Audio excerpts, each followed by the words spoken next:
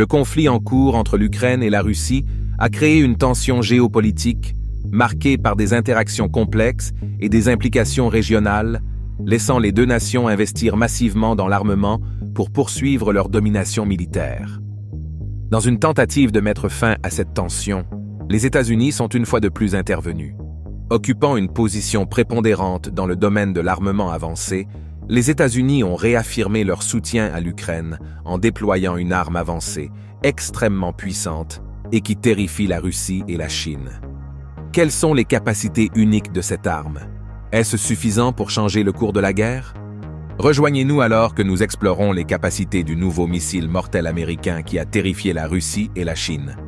En signe de soutien à l'Ukraine dans sa guerre contre la Russie, les États-Unis ont continuellement fourni à l'Ukraine des armes de guerre avancées qui lui donneraient un avantage contre ses rivaux dans le conflit. Des armes telles que des missiles anti-chars, des bombes, des drones et des avions de chasse ont été déployés en Ukraine pour aider dans la guerre. Au début de février 2023, les États-Unis ont annoncé un package d'aide de 2 milliards de dollars qu'ils fourniraient à l'Ukraine. L'aide comprend la bombe de petit diamètre lancée au sol, un missile que l'Ukraine peut lancer à partir de ses lanceurs HIMARS ou MLRS existants, ou à partir de son propre lanceur. Ce missile a une portée plus longue que ceux que l'Ukraine avait auparavant, atteignant 100 km comparé aux 85 km précédents. Cela signifie que l'Ukraine peut désormais cibler des zones russes qui étaient auparavant hors de portée, y compris les lignes de ravitaillement dans l'est de l'Ukraine et certaines parties de la Crimée occupée par la Russie. Il s'agit d'un système d'armes unique utilisant une arme existante et un moteur fusée stocké. La bombe de petit diamètre lancée au sol n'a jamais été utilisée nulle part auparavant et a été testée pour la première fois en 2015. Selon Saab, le planeur qui accompagne cette arme est conçu pour être difficile à intercepter. Il peut être programmé pour approcher une cible à partir de diverses directions et angles, ce qui le rend imprévisible. Contrairement à l'artillerie traditionnelle, les ailes et la navigation de la GLSDB lui permettent de contourner les obstacles et les défenses anti-aériennes, même en provenance de l'arrière de la cible.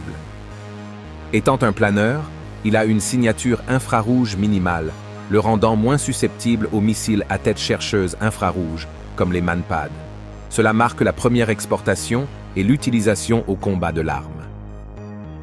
À l'origine, il était estimé qu'il faudrait jusqu'à 9 mois pour une version lancée au sol, mais Boeing a suggéré qu'elle pourrait être livrée dès le printemps 2023. Cette arme a été développée par Boeing et le groupe Saab pour permettre à la bombe de petit diamètre GBU-39 de Boeing d'être lancée au sol à partir de plusieurs porteurs. La GLSDB combine l'invention de Boeing avec la fusée M26 qui lui permet d'être lancée à partir de missiles au sol comme le HIMARS M52. Au début des années 2000, l'armée américaine a développé la GBU-39 SDB pour les avions furtifs comme le F-22 Raptor. Malheureusement, ces avions ne peuvent pas transporter d'armes externes sans compromettre leur invisibilité. Donc la SDB a été conçue pour s'adapter internement. Il s'agit d'une bombe compacte, ne mesurant que 7,5 pouces de diamètre et 59 pieds de long, avec un poids de 286 livres et 36 livres d'explosifs résistants au choc. La conception unique de la bombe lui permet d'engager efficacement des cibles blindées et fortifiées. La bombe est guidée par une combinaison de guidage par satellite hautement précis et inertiel. Le BPD a une précision élevée avec une déviation circulaire probable de pas plus de 5 à 8 mètres et les versions avancées réduisent encore cette déviation à seulement 1 mètre. Déployée pour la première fois en 2008, la GBU-39 BPD est maintenant remplacée par la GBU-53 Stormbreaker plus avancée. La Stormbreaker dispose d'un système de guidage combiné comprenant un radar actif millimétrique, un laser semi-actif et un guidage infrarouge passif, CE, qui lui permet d'engager des cibles en mouvement. Cette avancée marque une transition dans la technologie militaire, améliorant la précision et les capacités des munitions pour la guerre moderne. En février 2015, Boeing et le groupe Saab ont mené plusieurs tests réussis sur le GLSDM. Il offre une couverture à 360 degrés, atteignant des cibles derrière des montagnes ou revenant en cercle vers le véhicule de lancement. avec une portée de 150 km et une précision d'1 mètre. Il peut exploser en surface ou pénétrer profondément avec une résilience au brouillage de guerre électronique. Lors d'une démonstration qui a eu lieu en 2017, la bombe de petit diamètre lancée au sol a montré ses capacités en engageant une cible en mouvement à une distance de 100 km. La bombe de petit diamètre et le moteur fusée se sont séparés à une altitude pendant le test, et la bombe a utilisé un chercheur laser semi-actif pour suivre et engager la cible. Les tests ultérieurs en 2019 ont étendu la portée à 130 km contre une cible en mer. Notamment, la BPD guidée par laser avait déjà prouvé son succès contre des cibles se déplaçant à 50 miles par heure. Bien que le coût exact du GLSDB soit confidentiel, le BPD utilisé a un coût connu d'environ 40 millions de dollars pour l'armée américaine et la fusée M26 qui l'accompagne provient d'un inventaire obsolète. Le coût total du GLSDB, y compris des facteurs tels que l'adaptateur interétage, le développement du conteneur de lancement et d'autres coûts associés de Boeing et Saab, reste inconnu. Pour comparaison, un seul missile M31 est estimé à 500 000 dollars et l'armée américaine devrait payer environ 168 000 dollars pour chaque GMLRS en 2023. Le GLSDB est présenté comme une alternative rentable à longue distance aux missiles ATAK-EMS, dont le prix unitaire dépasse largement le million de dollars. Une autre option est les missiles Storm Shadow avec une portée de 250 km, estimée à environ 2 millions d'euros pour l'année fiscale 2023, et le Royaume-Uni a accepté de les fournir à l'Ukraine. L'objectif principal dans le développement de telles armes était de fournir aux pays aux ressources limitées la capacité de frappe des forces aériennes plus coûteuses et avancées. En 2019, Jim Leary de Boeing, directeur des ventes mondiales, a souligné que le GLSDB maximise les capacités existantes, créant des opportunités pour les pays qui manquent d'une force aérienne robuste. L'intention est de doter les nations moins riches de capacités de frappe efficaces, répondant aux besoins en matière de sécurité, sans le fardeau financier de maintenir une force aérienne sophistiquée.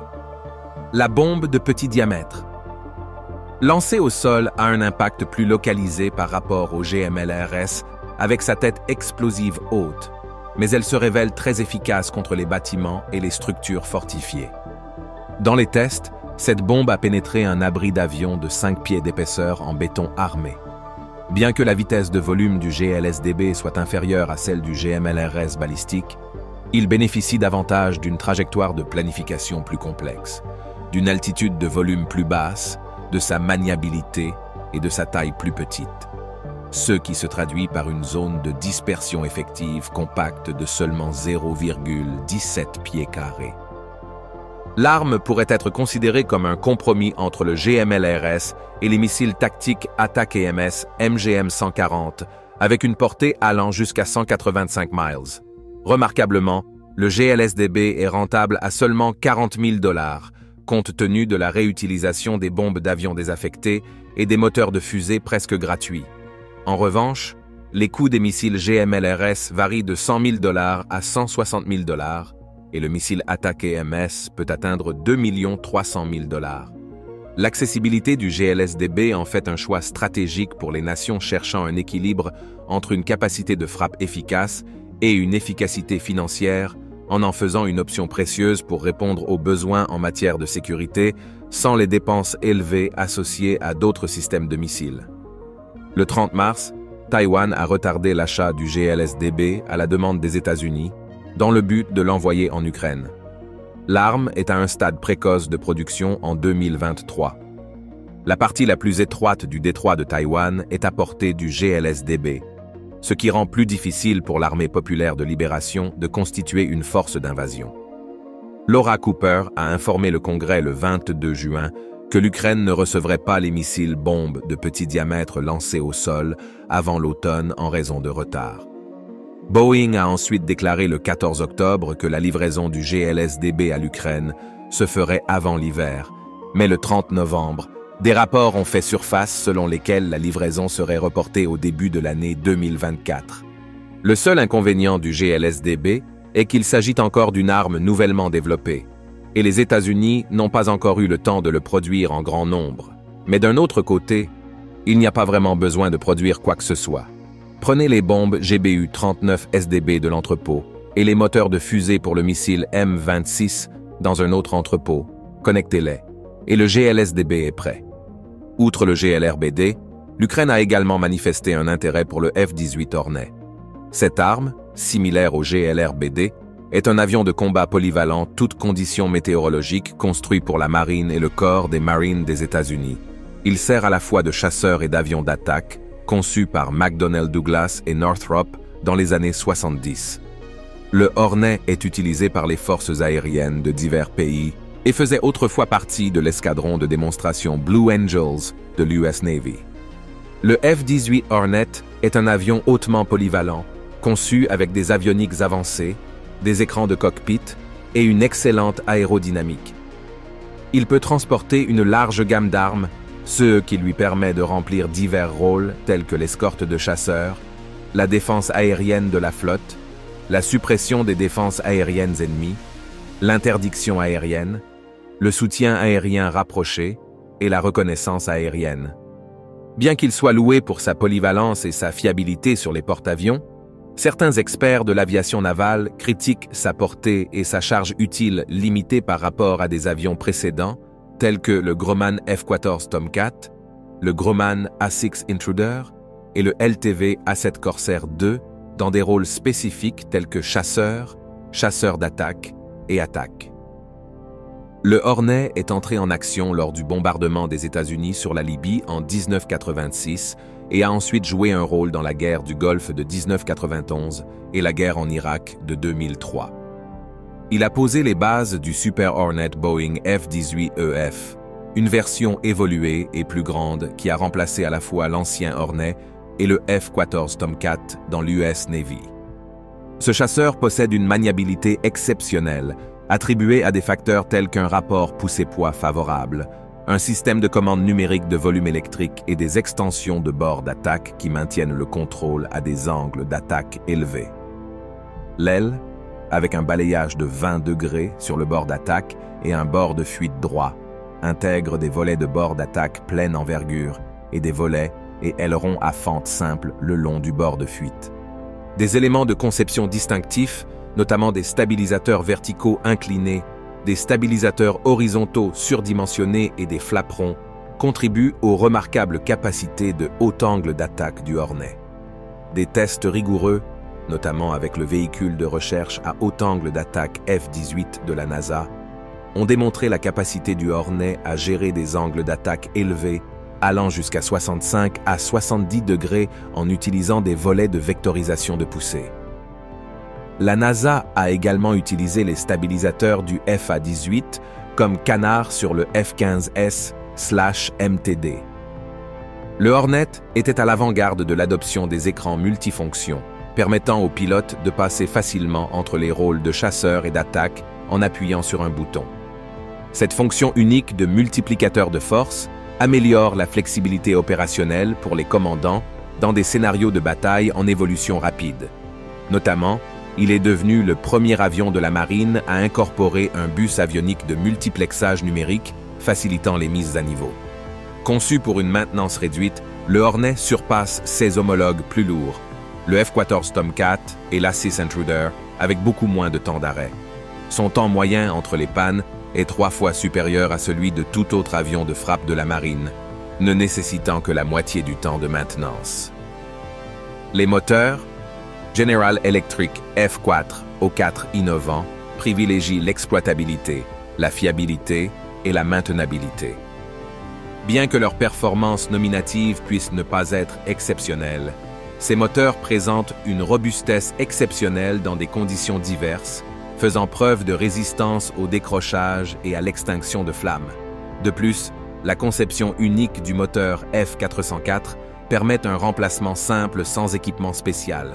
Une équipe de 4 personnes peut retirer et remplacer le moteur en seulement 20 minutes. Le Hornet atteint une vitesse maximale de Mach 1.8 à 40 000 pieds. L'Ukraine possède également l'un des drones les plus puissants, Le drone Bayraktar TB2 est un véhicule aérien de combat sans pilote fabriqué en Turquie, conçu pour un volume à distance ou autonome.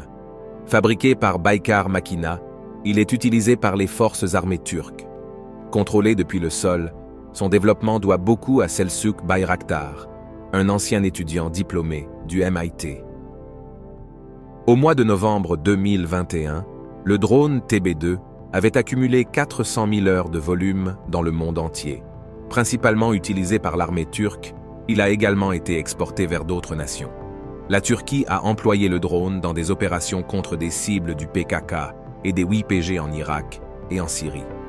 Divers pays, dont l'Azerbaïdjan, l'Ukraine et l'Éthiopie, ont déployé des drones Bayraktar dans des conflits comme la Deuxième Guerre du Haut-Karabakh, l'invasion russe de l'Ukraine et la guerre du Tigré. L'utilisation répandue du drone illustre son impact sur les conflits dans le monde entier.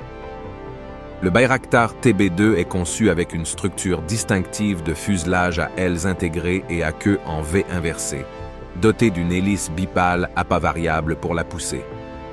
Sa plateforme monocoque modulaire comprend des pièces détachables telles que les ailes et les composants de queue, principalement composés de composites de fibres de carbone.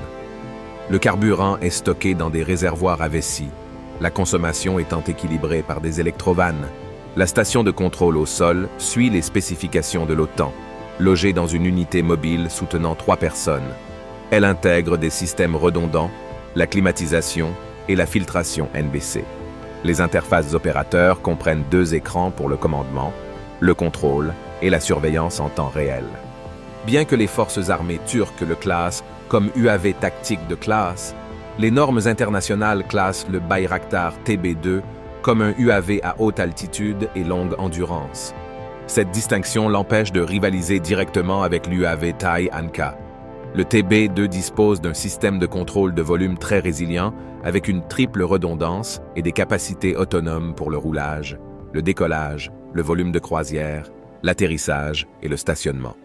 Le système de contrôle de volume informatisé occupe une place centrale, utilisant des algorithmes de fusion de capteurs pour traiter les données de capteurs en temps réel.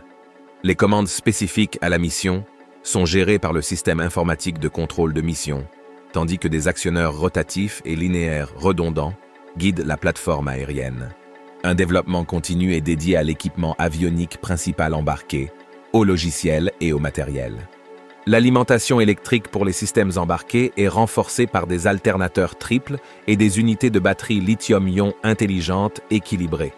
Une caméra chauffée robuste à l'arrière surveille le volume, toutes les données de charge utiles et de télémétrie étant enregistrées dans l'enregistreur de données embarqué.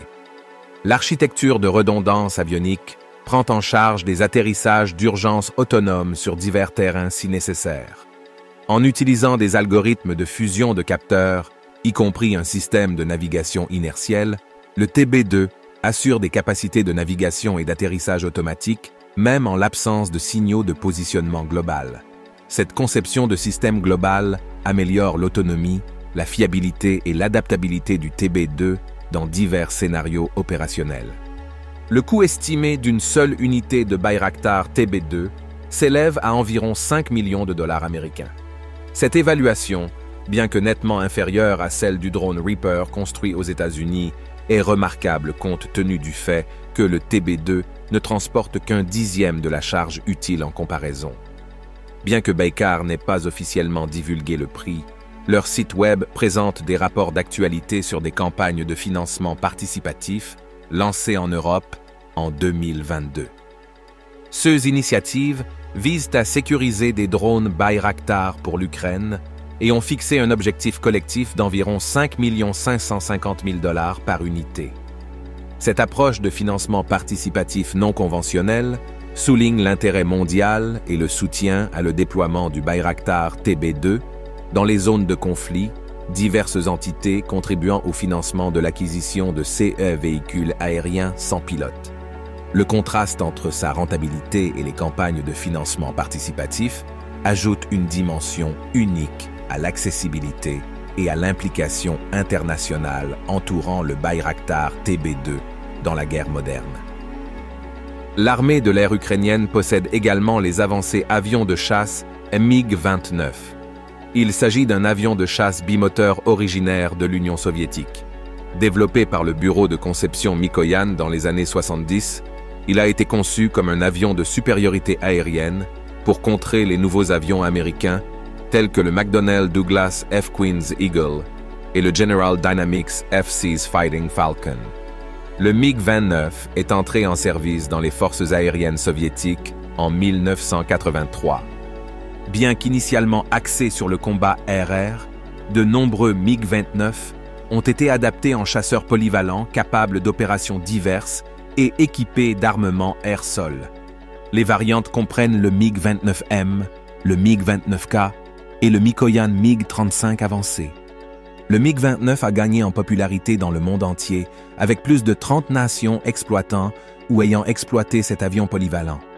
Son héritage perdure grâce à son service continu et à son rôle important dans l'évolution de l'aviation de chasse.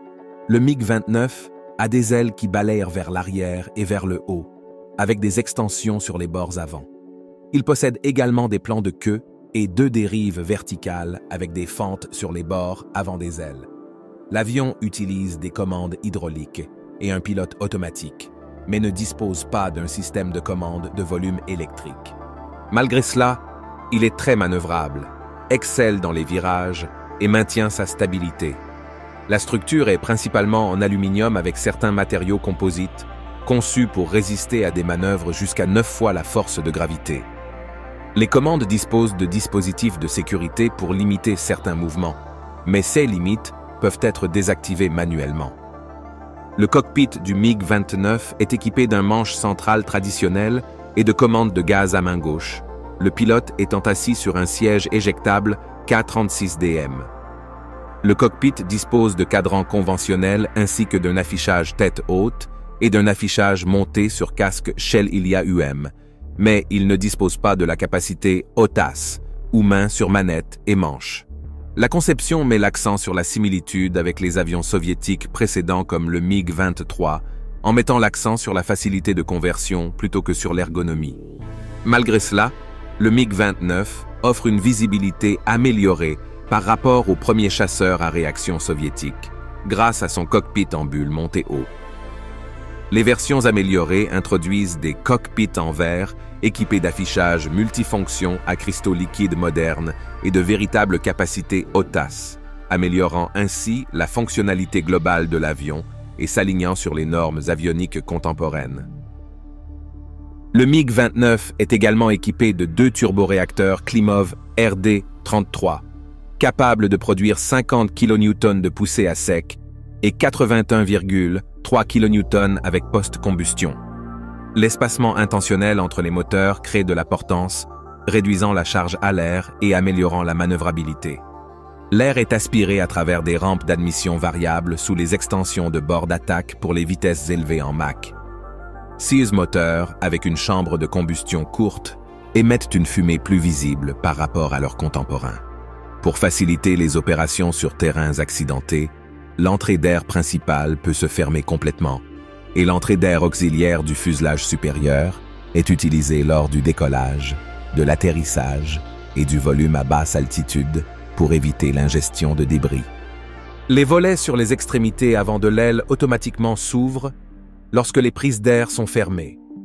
Dans la dernière variante du MiG-35, les volets dorsaux sont retirés et des écrans en treillis dans les prises d'air principales, similaires à la conception du Su-27, sont adoptés, éliminant ainsi le besoin des volets dorsaux précédents. En examinant les capacités du GLRDB aux côtés d'autres armes en possession de l'armée de l'air ukrainienne et comment leurs capacités peuvent influencer facilement le résultat de la guerre, la Russie n'a aucune chance contre les armes de pointe détenues par l'Ukraine. Merci d'avoir regardé. Pendant que vous êtes encore ici, cliquez sur le lien qui apparaît à l'écran pour regarder une autre de nos vidéos intéressantes. On se retrouve là-bas.